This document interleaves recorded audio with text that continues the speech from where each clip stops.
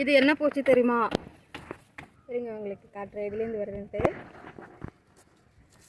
இதில் தான் இது வந்து நாங்கள் இலைகள்லாம் மட்டும் ஒரு ட்ரம்மில் போட்டு வச்சுருந்தோம். அதாவது இந்த இது வந்து காஞ்ச இலைகள்லாம் ஒரு ட்ரம்மில் போட்டு கம்போஸ்ட் பண்ணுறதுக்காக செடிகளுக்காக வச்சுருந்தோம்.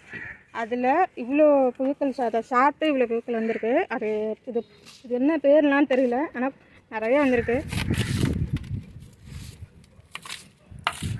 இதுலேருந்து தான் வந்திருக்கு.